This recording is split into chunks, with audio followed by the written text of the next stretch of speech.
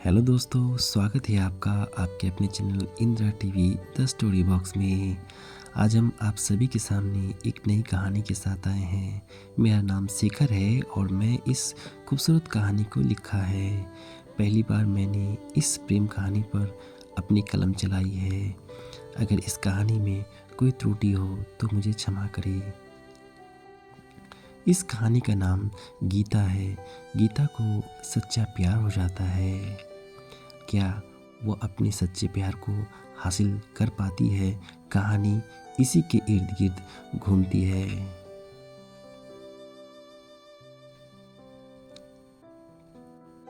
गीता एक अनसुनी प्रेम कहानी है। तो आइए इस खूबसूरत कहानी की शुरुआत करते हैं।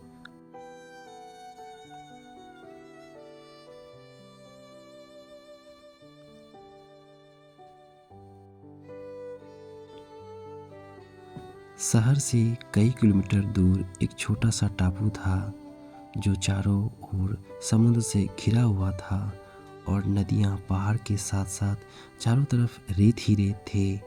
पहले वह टापू वीरान था, अब वह टापू वीरान न रहा। वहाँ एक खूबसूरत बस्ती बस गई थी। उस बस्ती का नाम मलौंदी रखा गया था। 100-200 लोगों का एक खूबसूरत गांव था। चारों ओर नदी, ऊंचे ऊंचे पहाड़ और समुद्र होने के कारण यहाँ के लोग समुद्र से नाव से मछली पकड़ते और मछलियों को निकट ही बाजार में बेचते थे। बाजार के कुछ ही दूरी पर सेठ प्रताप सिंह के मकान थे। वे बाजार के संरक्षक और मछलियों के बहुत बड़े व्यापारी थे। आप देख रहे हैं Indira TV the story box. बस्ती के सभी लोग का एक ही व्यवसाय था, मछली पकड़ना। दिन भर लोग मछलियाँ पकड़ते थे और दिन ढलने के बाद उन्हें लेकर पहुँच जाते थे सेठ प्रताप सिंह की दुकान पर। यही एक व्यापारी थे जो सबसे धनी माने जाते थे। वही मछलियाँ खरीदते थे और वही बेचने के लिए शहर पहुंचाते थे। निकटतम शहर की दूरी वहां से 20 मील से कुछ अधिक ही थी। दिन भर समुद्र में रहकर थकने के बाद किसी को भी इतना साहस नहीं था कि वह अपनी मछलियां शहर ले जाकर बेच पाए। इसलिए ये व्यापारी जो भी देते थे वह लोग अपनी मेहनत के बदले में सिर झुकाए स्वीकार कर लेते थे। उसी से उनकी जीविका चलती थी। भोले भाले लोग थे, सीधी सीधी जिंदगी जीने वाले। आप देख रहे हैं Indira TV the story box. इसी गांव में काशी अपनी बूढ़ी माँ के साथ रहता था।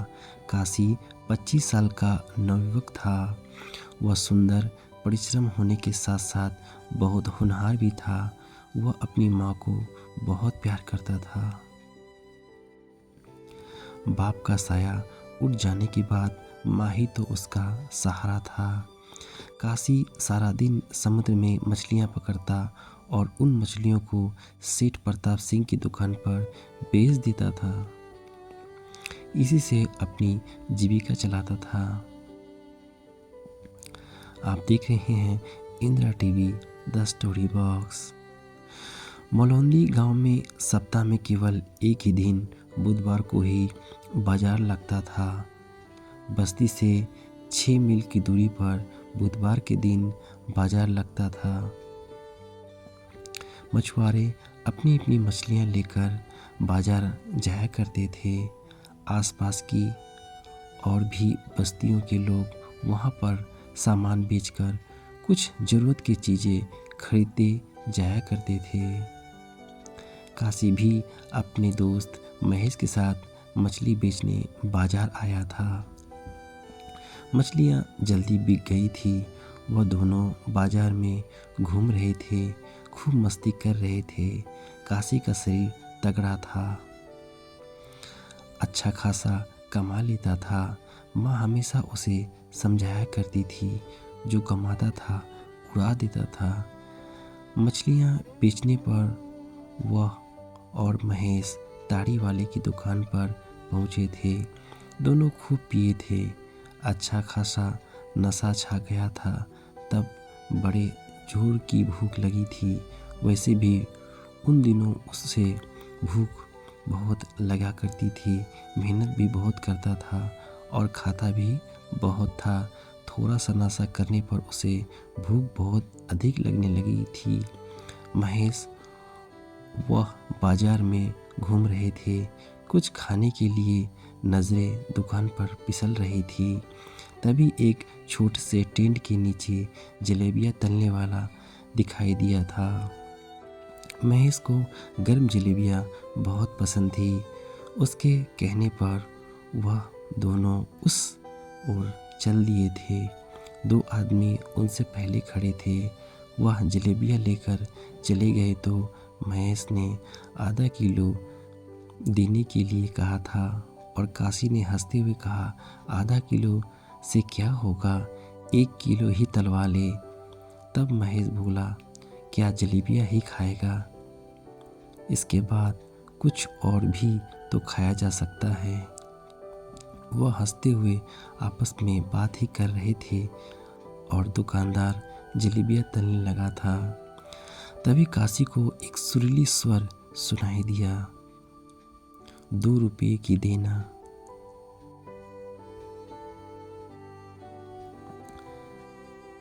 काशी ने मुड़कर देखा था। बहुत सुंदर युवती थी। वह लाल रंग की स्कर्ट पहने हुए, उस पर सफ़ेद ब्लाउज, कानों में 2 लंबे लंबे झुमके लटकते हुए, बाल गर्दन पर कसे हुए, रंग गोरा और होठ बड़े बड़े थे। काशी उसे देखता चला गया था।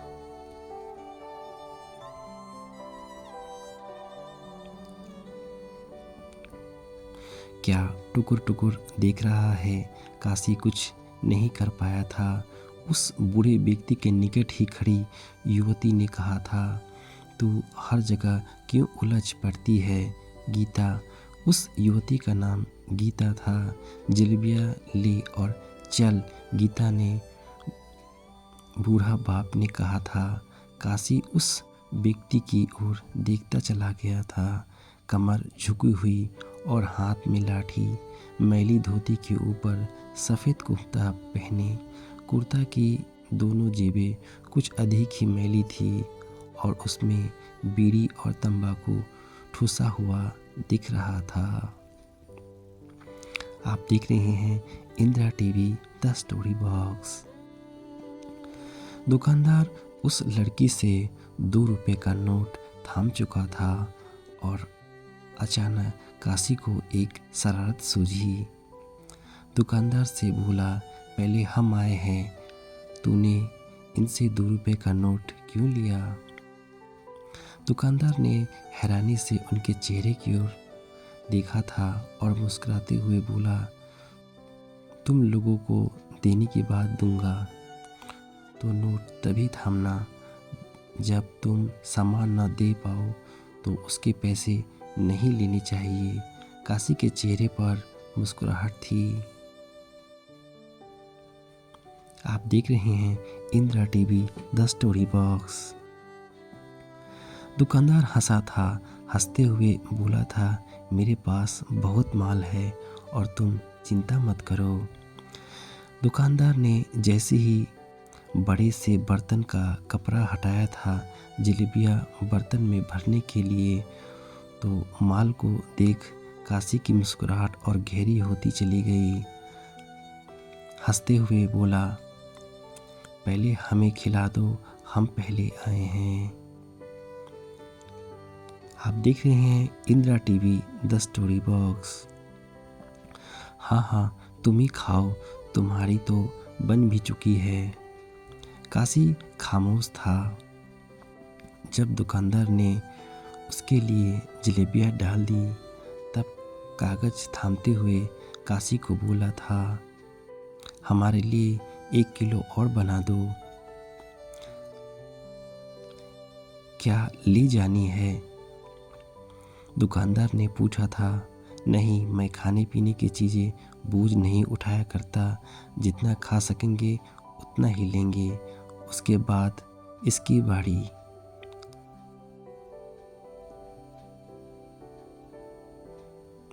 अच्छा बाबा, यूं ही सही, कहते हुए दुकानदार हंसा था। फिर युवती से बोला था, तुम्हें थोड़ा सा इंतज़ार करना पड़ेगा बेटी। युवती खामोश रही थी और उसके साथ खड़ा बूढ़ा बापू घुटनों के बल एक ओर बैठ गया था। आप देख रहे हैं Indira TV the story box. उसके बाद काशी और महेश खाने में जुट गए थे। एक के बाद दूसरा किलो और फिर तीसरा। दुकानदार का बर्तन खाली हो गया था। तब भी काशी ने कहा था, 1 किलो और बना दो। आप देख रहे हैं Indira TV the story box. बर्तन खाली हो चुका है, तब इस बेचारी के पैसे वापस कर लौटा दो। काशी ने मुस्कुराते हुए दुकानदार से कहा था। वह अपनी नज़रों को बचाकर युवती को देख भी रहा था। पहले उस युवती के चेहरे पर गुस्सा था, फिर खींच उभरी थी और उसके बाद चेहरे पर हैरानी के भाव उभरते चले गए थे, जो हट नहीं पाए थे। दुकानदार ने लाचारी से 2 रुपए का नोट उठाकर युवती की ओर बढ़ाते हुए कहा था, लो बेटी, मेरा माल खत्म हो गया। युवती ने नोट उसके हाथ से झपट लिया था। झल्लाते हुए स्वर से बोली थी, जब देनी ही नहीं थी तो हमारा टाइम क्यों खोटा किया। आप देख रहे हैं Indira TV the story box. युवती धरती पर घुटनों के बल बैठे अपने पिता की ओर देख रही थी। उसकी बात थामकर उठाते हुए बोली थी, चलो बाबा, कहीं और देखते हैं। उठने से पहले एक नज़र उस बूढ़े ने काशी के चेहरे पर डाली थी। न जाने कैसी पीड़ा थी उस बूढ़े की आंखों की। काशी के सीने में उतरती चली गई थी। बूढ़ा लाठी जमीन पर टिकाए हुए अपनी बेटी के साथ चल दिया था। आप देख रहे हैं Indira TV the story box. पूरा राक्षस है, बाप रे, कितना खाता है, स्वर युवती का था। उसने बूढ़े के साथ चलते हुए कहा था, ऐसा नहीं कहते बेटी, बूढ़े ने कांपते स्वर में कहा था। काशी ने युवती का स्वर सुनकर ठहाका लगाया था और महेश के चेहरे की ओर देखते हुए देर तक हंसता रहा था। मेरा तो पेट फट रहा है, महेश बोला था। तूने वह लड़की देखी महेश?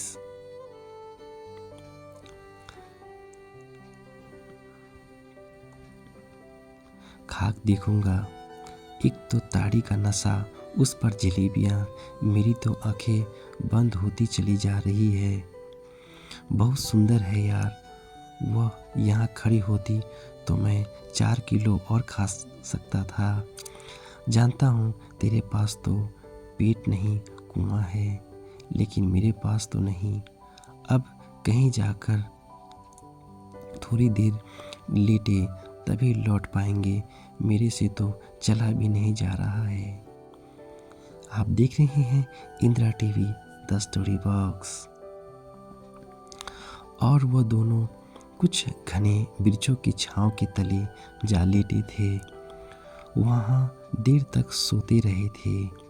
जब जागे थे तो बाजार खाली हो चुका था। उसके बाद काशी नियमित रूप से बाजार के दिन वहाँ जाने लगा था, परंतु लड़की फिर दिखाई नहीं दी थी।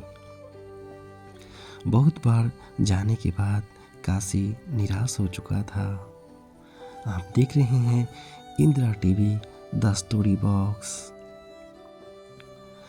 अचानक एक दिन वह युवती उसे दिखाई दी गई थी। एक बड़ा सा कपड़ा बगल में दबाए रुपए के नोट गिन रही थी। नोट गिनने के बाद उसने एक छोटे कपड़े में बंधे थे और स्कर्ट पर लगी जेब में डाल दिए थे। वह चेहरा उठाकर जैसे ही देखी, सामने काशी खड़ा था। काशी देखते ही उस ओर खींचा चला गया था। उसे खड़े देखकर स्वयं को रोक नहीं पाया था। पहली मुलाकात के बाद उसे भूल नहीं पाया था। न जाने कितनी बार याद आई थी। आप देख रहे हैं Indira TV the story box.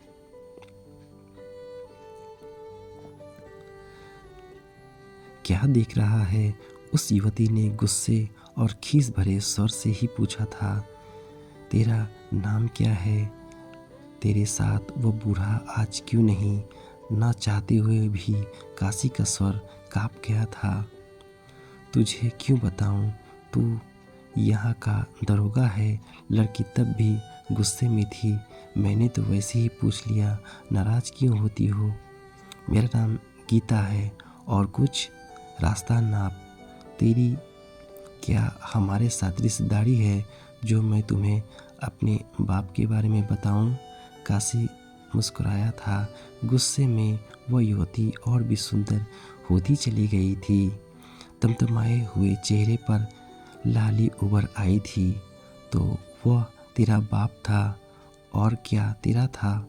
युवती ने कहा था और वहाँ से चल दी थी। अरे सुन तो, उसने हंसते हुए आवाज़ दी थी, परंतु युवती ने मुड़कर भी नहीं देखा था। वह इटला कर चलती हुई बाजार के भीड़ के अंदर ही कहीं खो गई थी।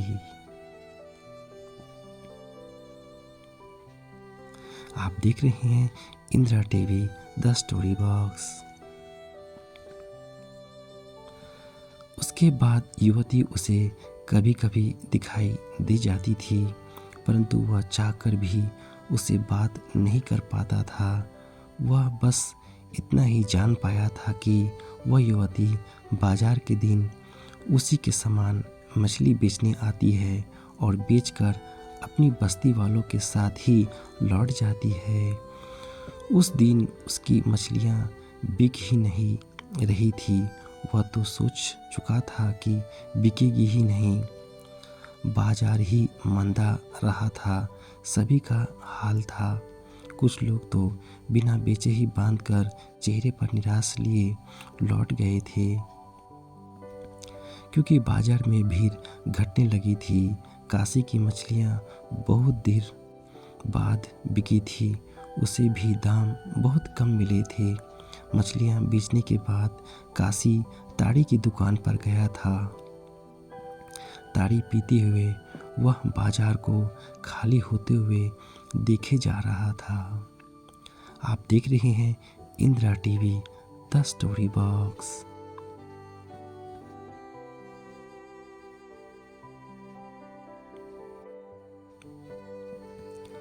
दुकानदार अपनी दुकानें संभालने लगे थे।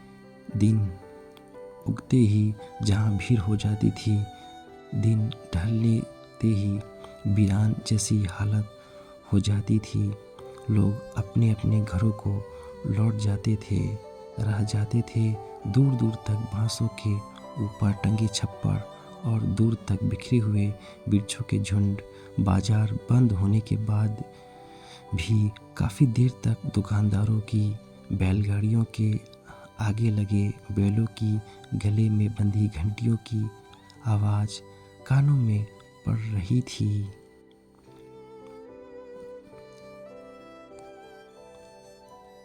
तभी उसे गीता का मासूम चेहरा याद आने लगी।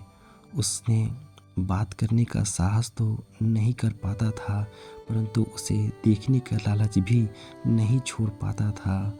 वह बाजार के दूसरे सिरे पर अपनी बस्ती वालों के साथ ही अपनी मछलियाँ की ढेरी लगाकर बैठा करती थी। वह कभी कभी उठकर उसे देख आया करता था। जब वह ताड़ी पी रहा था तो बाजार तकरीबन खाली हो चुका था। सोचा था गीता भी लौट गई होगी। आप देख रहे हैं Indira TV the story box. Kashi ताड़ी पीने के बाद जब उठा था तो उस बाजार में कहीं कहीं कोई व्यक्ति दिखाई दे रहा था।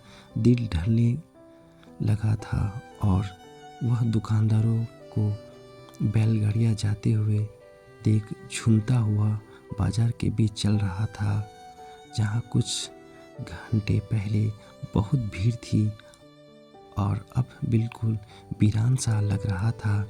बाजार पार करने के बाद वह उसे रास्ते ही की ओर बढ़ गया था, जो आगे जाकर रास्ता 3 भागों में बढ़ जाता है।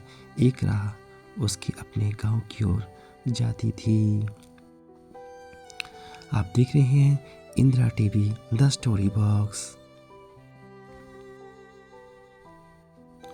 वह उस स्थान से कुछ ही दूरी पर ही था जब अचानक उसने किसी की चीखने की स्वर सुना था। चीख किसी युवती की थी। उसने मुड़कर देखा था। रास्ते से हटकर छोटे से टीले के बगल में 2 झोपड़ी थी। चीख उन 2 झोपड़ी में से ही फूटकर बाहर आ रही थी। वह उन झोपड़ी की ओर देख ही रहा था कि चीख फिर सुनाई दी और देखा था एक आदमी को झोपड़ी के बाहर खड़े, काफ़ी तगड़ा शरीर, कद छोटा और रंग काला।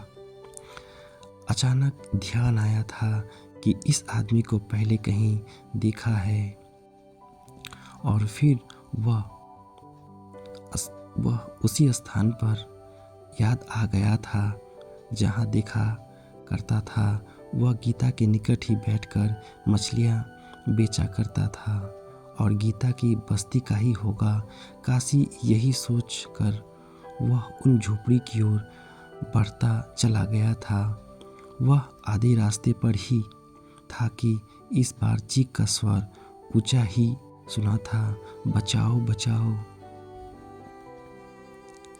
आप देख रहे हैं Indira TV the story box. वह भागता हुआ उस आदमी के निकट पहुंचा था जो लापरवाही से खड़े बीड़ी पी रहा था। वह युवती कौन है जो चीख रही है, उसने पूछा था।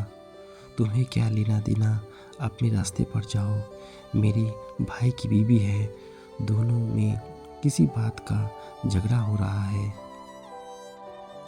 मगर तुम यहाँ तो नहीं रहते, मेरा भाई रहता है। काशी सोच में पड़ गया था। सोचा था हो सकता है यह व्यक्ति ठीक ही कह रहा हो, यह गीता के गांव में रहता हो और इसका भाई यहाँ।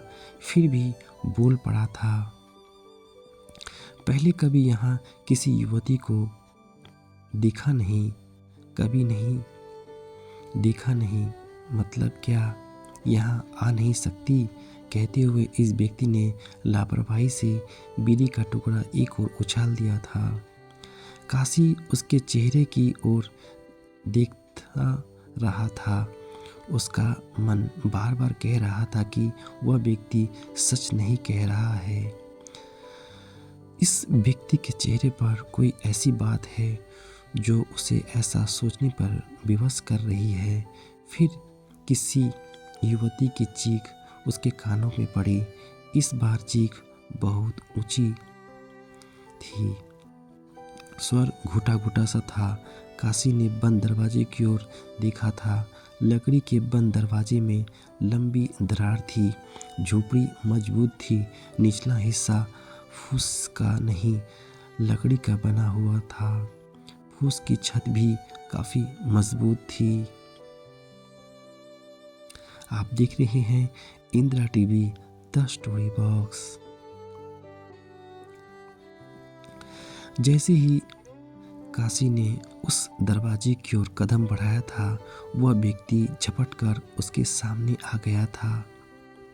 कहा ना, अपने रास्ते पर जाओ, उस व्यक्ति ने कांपते स्वर में कहा था। काशी का भारी हाथ उठा था। दायां हाथ मुट्ठी से कसते हुए उसने उस व्यक्ति के सिर पर ही वार किया था। सिर पर काफ़ी गहरी चोट लगने के कारण वह व्यक्ति लड़खड़ाता हुआ जमीन पर गिर गया था। आप देख रहे हैं Indira TV the story box.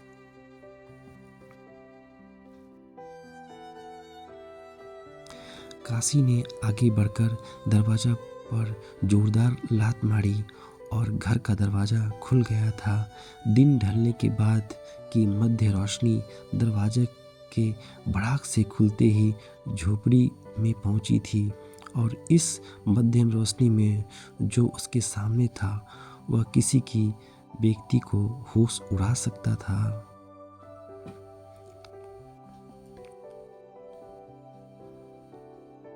अंदर 3 आदमी थे जो उस मजबूर युवती के हाथ पैर बांध रखे थे, उसकी आबरू को लूटने की कोशिश कर रहे थे।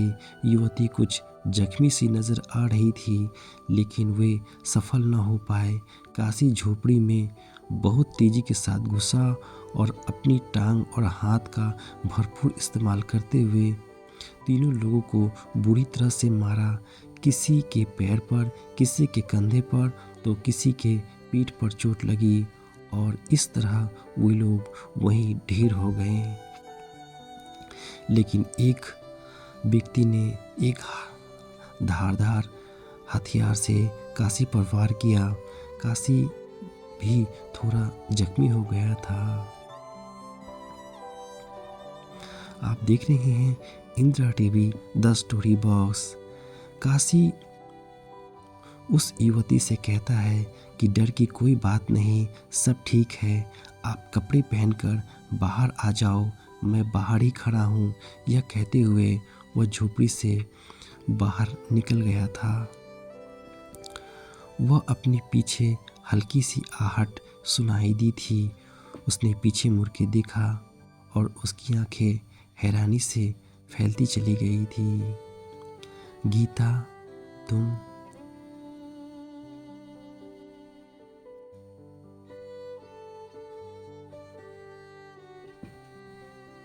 दिन ढल चुका था। रात की पहर शुरू हो चुकी थी। हल्की हल्की बारिश शुरू हो रही थी। मौसम अपने मिजाज पर था। शायद बहुत बहुत तेज बारिश होने वाली थी। गीता अपने सिर झुकाए खड़ी थी। बाल तब भी बिखरे हुए, परंतु कंधों पर झुके हुए चेहरों की बाल नहीं ढपे हुए थे। वहीं सफ़ेद ब्लाउज पहने हुए थी और लाल रंग का स्कर्ट, पाँव में चप्पल थी। आप देख रहे हैं Indira TV the story box.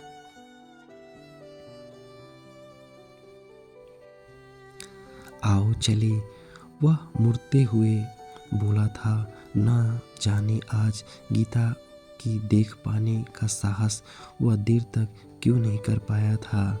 Gita के झुके हुए चेहरे पर शर्मिंदगी के एहसास से बचने के लिए यह अपने अंदर उठते प्यार को एहसास को छिपाने की नाकाम कोशिश कर रहा था। लेकिन वह गीता को बहुत प्यार भी तो करता था। दोनों ही खामोश थे। दोनों सिर झुकाए हुए चलते जा रहे थे और चलते चलते उस रास्ते पर आ जाते हैं जहाँ रास्ता 3 भागों में बढ़ जाता है। काशी रुक गया। इसी स्थान से दोनों को अलग होना था।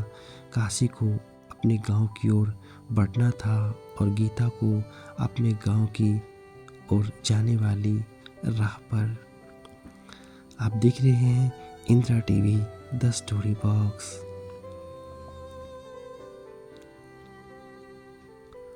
काशी गीता को बड़े प्यार से कहता है कि मैं तुम्हें गांव तक छोड़ देता हूँ। हल्की हल्की बारिश भी शुरू हो चुकी है और यह रास्ता काफ़ी ज़्यादा सुनसान और वीरान भी है। गीता ने चेहरे उठाकर उसकी ओर देखा था। उसकी आंखें में नमी थी। वह मुस्कुराने लगी लेकिन कुछ बोल नहीं पाई। काशी अब गीता के गांव की तरफ बढ़ने लगा।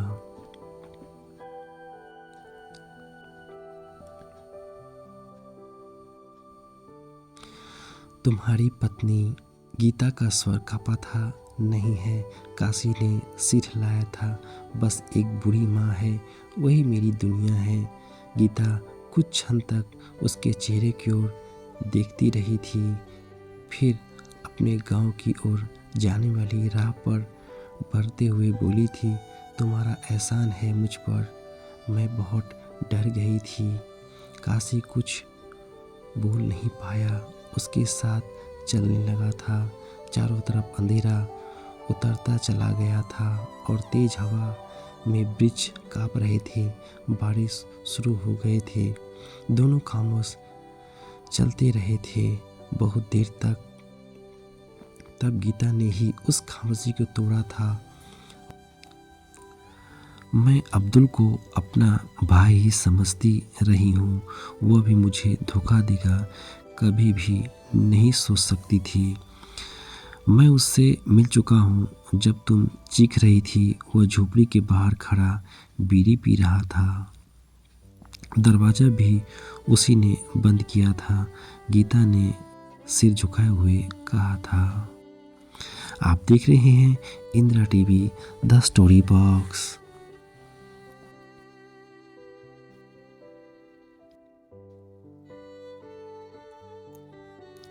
गीता आगे कहने लगी, हम लोग लौट रहे थे।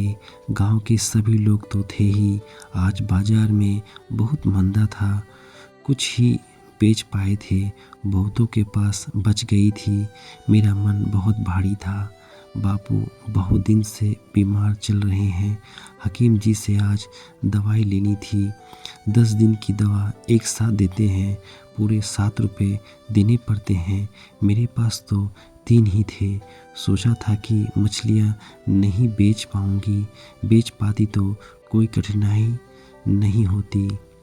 हम लोग जब अपनी अपनी मछलियाँ समेट रहे थे, हम लौट रहे थे, तभी अब्दुल हमें उन झोपड़ी से कुछ ही दूरी पर मिला था।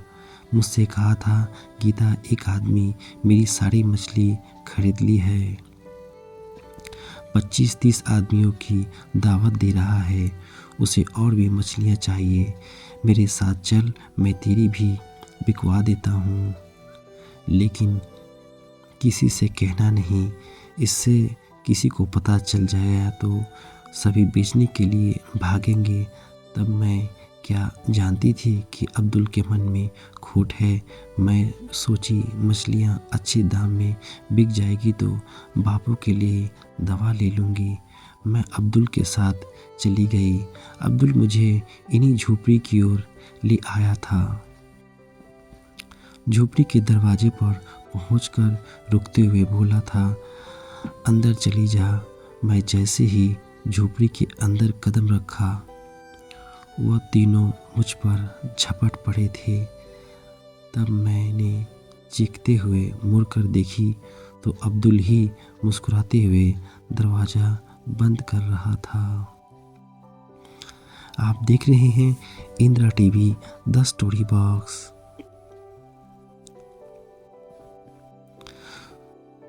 तुम न आ जाते, कहते हुए गीता रो पड़ी। काशी कुछ नहीं बोला और सारी बातों को सुनता चला गया। अंधेरा बहुत गहरा हो चुका था। बारिश भी तेज हो गई थी। वे दोनों अब गांव पहुंच चुके थे। हकीम जी से दवाई लेकर ही गीता उसको साथ लेकर अपने घर पहुंची थी। झोपड़ी की ओर बढ़ते हुए उसके बापू की खांसी उसे दूर से ही सुनाई दे रही थी। उसके बापू ने पहला सवाल यही किया था, इतना देर कैसे लगा दी। गीता ने रोते हुए अपनी बात बताई। उसके बाद सुनने के बाद उसके बूढ़े बाप ने गहरी सांस लेते हुए कहा, बुरा हो गया हूँ और कमज़ोर भी, तभी अब्दुल ऐसा साहस कर पाया। भला हो इस फरिश्ते का जो सही समय पर आकर मेरी बेटी की इज्जत बचाई। काशी उनके पैर छूकर आशीर्वाद लिया। गीता ने काशी की भी मरहम पट्टी की। वह भी तो घायल था। उस बूढ़े के विवश करने पर और गीता के जोर देने पर काशी उस रात वहीं रह गया था। अपने पैसे वह गीता को दे ही चुका था। हकीम से दवा लेने के लिए गीता ने बहुत मना किया था, परंतु काशी ने जिद करके उसे लेने पर विवश कर दिया था। जो पैसे बचे थे उनमें से गीता उसके लिए सूखी मछलियाँ ले आई थी। मछलियों को तलकर बहुत सी स्वादिष्ट खाना बनाई और गीता ने उसे बहुत प्यार से खिलाया था। वह मना करता रहा कि मुझे और नहीं चाहिए, तो मुस्कुराते हुए एक ही बात कहती, उस दिन तो ढेर सारी जलेबियाँ खा गए थे, क्या इतने से चावल और नहीं खा सकते? 2 चपातियाँ तो तुम्हें और खानी ही पड़ेगी। और वह गीता के आग्रह को टाल भी नहीं सकता था। आप देख रहे हैं Indira TV the story box.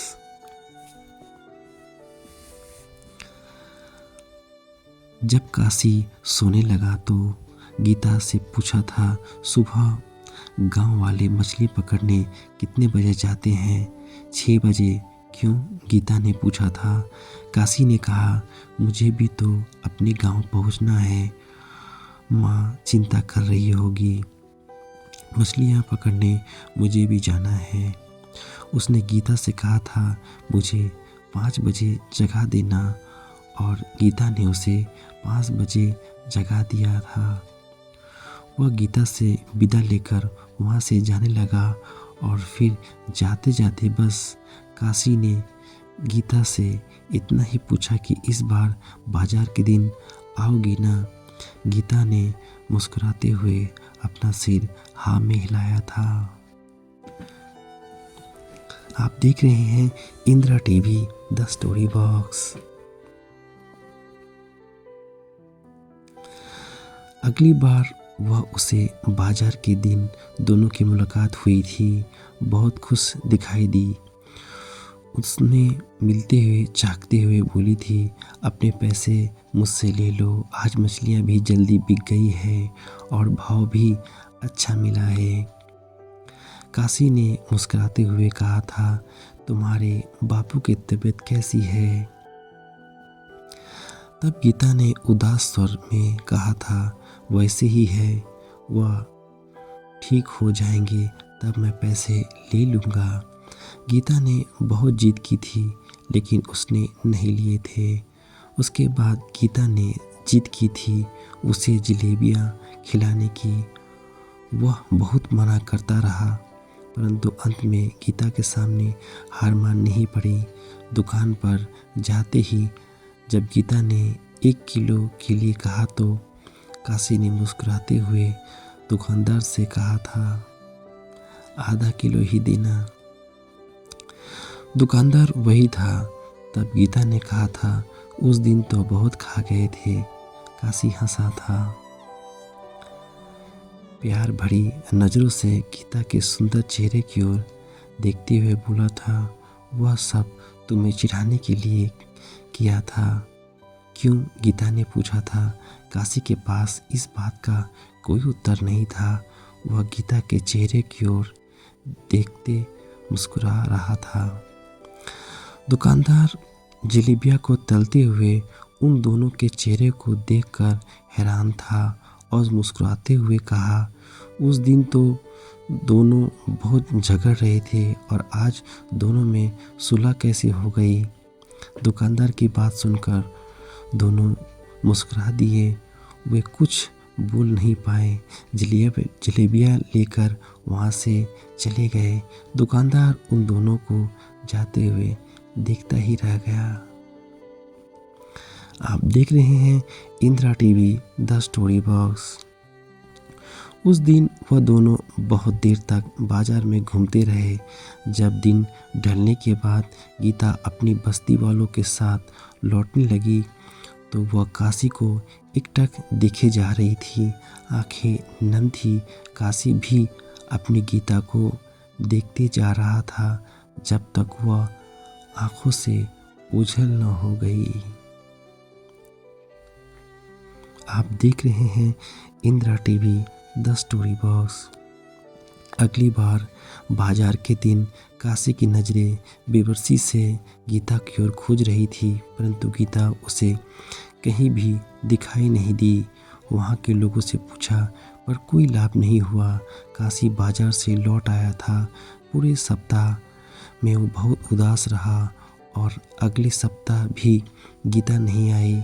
उसे चिंता हो रही थी कि क्या बात है, गीता क्यों नहीं आ रही है। कुछ दिनों के जुदाई के बाद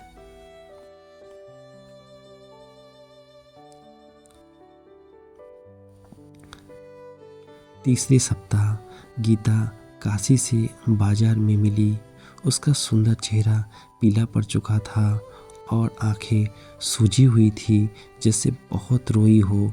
उसका चेहरा देखते ही काशी का मन में शंका उठी। वह शंका उसके बूढ़े बापू के लिए थी, इसलिए उसने पहला प्रश्न यही पूछा था, तुम्हारे बापू वो ठीक है ना? गीता की मोटी मोटी सुंदर आँखों में आंसू भरते चले गए थे। रुहान से सुर से बोली थी, नहीं रहे। काशी का मन भारी होता चला गया था। वह रोते हुए गीता के चेहरे की ओर देखते हुए सोचता रहा, अब तो गीता बिल्कुल अकेली पड़ गई है। बापू उसका सहारा था। सहारा कितना भी कमज़ोर हो तब भी सहारा सहारा ही होता है। भले ही दीवार अपनी न हो, थकी हुई पीठ को आराम तब भी मिलता है उसके साथ लगकर खड़ा होने पर। आप देख रहे हैं Indira TV the story box.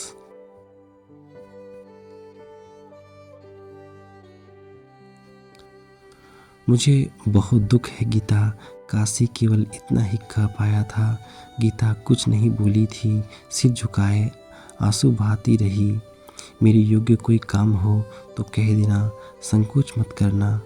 Gita, मुझे गैर मत समझना। गीता रोते हुए कहने लगी, बापू के मरने के बाद ही इस बात का पता चला है। उसके मरते ही लोगों की नज़रें बदलने लगी है। क्या किसी ने कुछ कहा है? काशी ने पूछा। मुंह से तो कुछ नहीं कहा, परंतु नज़रें बहुत कुछ कहने लगी है। आप देख रहे हैं Indira TV the story box. Kashi कुछ नहीं कह पाया था, परंतु गांव लौटकर वह सोच रहा था कि उसे गीता से कुछ कहना ज़रूरी चाहिए था। क्या कहना चाहिए था यही नहीं सोच पाया था और पूरा सप्ताह वह इसी बात को सोचने में बीत गया। और फिर बाजार के दिन गीता से मुलाकात हुई थी। वह अपनी मछली बेच चुका था। गीता को बेचने में कुछ समय लग रहा था। दिन ढलने लगा था। जब दोनों मिले थे, झोपड़ी की ओर चलते हुए गीता ने पहली बात यही कही थी, लगता है अब मैं इस गांव में नहीं रह पाऊंगी। क्यों? काशी ने उसके साथ चलते हुए पूछा था। अब लोग की आवाज़ कसने लगे हैं। कल शाम एक आदमी ने मेरा हाथ थाम लिया था। काफ़ी शराब पिए हुए था ना, इसलिए। कौन था वह? मुझे बताओ, मैं उसके हाथ पर तोड़ देता हूँ। काशी का शरीर गुस्से से ऐंठ गया था। आप देख रहे हैं Indira TV the story box. आंखों में आंसू लिए गीता उसके चेहरे की ओर देखती चली गई थी। फिर गहरी लंबी उदास सांस लेते हुए बोली थी, क्या मेरी बस्ती में तुम लोगों के हाथ पैर तोड़ने के लिए ही आओगे? किस किस का हाथ तोड़ते रहोगे? क्या क्यों भूल जाते हो मुझे इसी बस्ती में रहना है? काशी को लगा था कि गीता ठीक ही कह रही है। जिस बस्ती में वह रह रही है, यदि उसी से उसे रहना है तो किस चीज़ से दुश्मनी मोल लेती चली जाएगी। आप देख रहे हैं Indira TV the story box. तुम वह अब बस्ती छोड़ दो गीता, काशी कांपते हुए सर से कहा। कैसे छोड़ दूँ? गीता ने रोते हुए पूछा था। उसने गीता का हाथ थाम लिया, कांपते स्वर से बोला था, मुझसे शादी कर लो, करोगी? गीता उससे लिपट गई और कहने लगी, लगता है जैसे तुम्हारे सिवा मेरा कोई नहीं है। कहते ही गीता की आंखें भरती चली गई थी। हिचकियाँ लेते हुए बार बार एक ही बात कह रही थी, तुमने इतनी देर से क्यों कहा काशी? न जाने कब से मैं तुम्हारे मुंह से यह बात सुनने को तरस रही थी। काशी ने उसकी आंखों के आंसू पूछते हुए पूछा था, बोलो कब करोगी शादी मेरे साथ? गीता रोते हुए मुस्कुरा दी थी। मुस्कुराते हुए कहा था, मुझे तो किसी से पूछना नहीं है काशी, अकेली हूँ। जब भी हाथ पकड़कर ले जाना चाहोगे तुम्हारे साथ चली जाऊंगी। आप देख रहे हैं Indira TV the story box.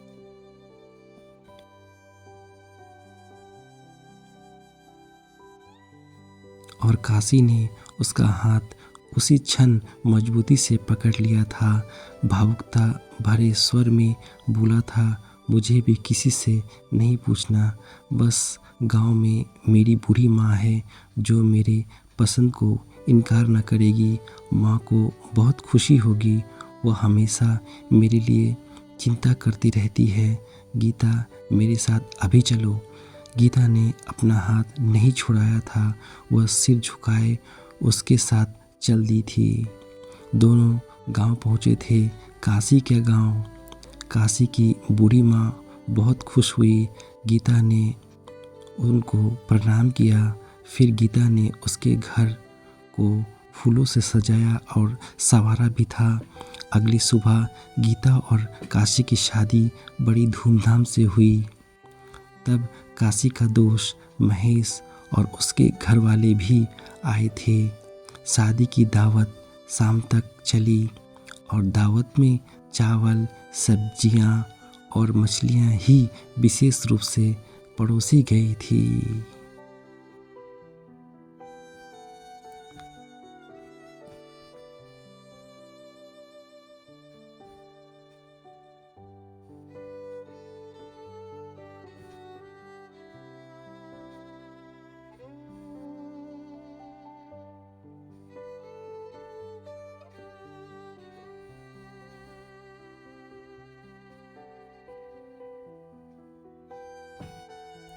कहानी के माध्यम से पता चलता है, प्यार एक एहसास है जिसे सिर्फ महसूस किया जा सकता है। प्यार में बहुत ताकत होती है और सच्चे प्यार को उसकी मंजिल ज़रूर मिलती है।